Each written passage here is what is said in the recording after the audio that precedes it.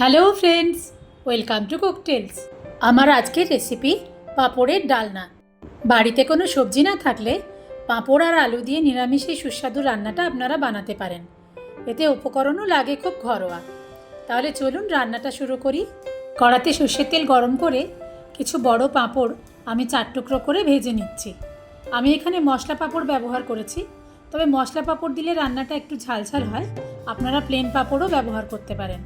আমার বানানো পাঁপড়ের ডালনার এই রেসিপিটা যদি আপনাদের ভালো লাগে তাহলে অবশ্যই লাইক কমেন্টের মাধ্যমে তা আমাকে জানাবেন।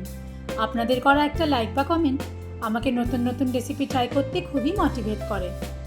পাঁপড়গুলো ভাজা হয়ে গেলে ওই তেলের মধ্যেই আমি ফোড়ন দিয়ে দিয়েছি শুকনো লঙ্কা, তেজপাতা আর গোটা জিরে।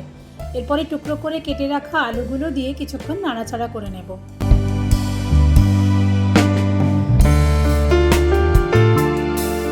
কড়াইতে মিনিট 5 চাপা দিয়ে রাখবো যাতে আলুগুলো একটু তাড়াতাড়ি ভাজা হয়ে যায় ও অল্প নরম হয়ে আসে।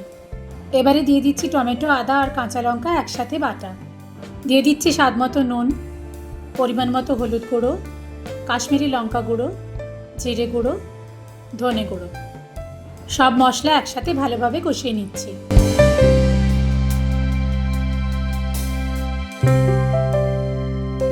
মশলাটা যাতে কড়ার গায়ে লেগে না যায় সেজন্য কষানোর সময় সামান্য জল দিলাম।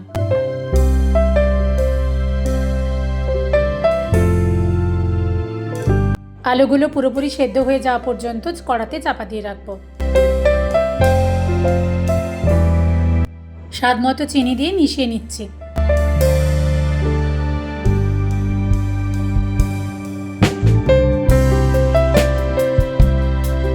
এরপরে দিয়ে দিচ্ছি পরিমাণ মতন জল। ডালনার গ্রেভি খুব বেশি ঝোলও হবে না আর খুব মাখামাখাও হবে না, সেই বুঝে জলটা দিতে হবে। গ্রেভিটা ফুটতে শুরু করলে দিয়ে দিচ্ছি ঘি আর গরম মশলা গুঁড়ো। সবশেষে ভেজে রাখা পাঁপড়গুলো দিয়ে হালকা হাতে মিশিয়ে নিয়ে গ্যাসটা বন্ধ করে দেব। পাঁপড়গুলো খুব বেশি ঝোলের মধ্যে ডুবিয়ে দেওয়ার প্রয়োজন নেই, তাহলে পাঁপড়গুলো বেশি নরম হয়ে যেতে পারে।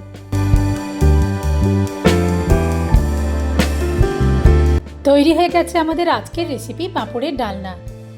অন্যরকম এই রেসিপিটা গরম ভাতের সাথে খেতেই সবথেকে বেশি ভালো লাগে।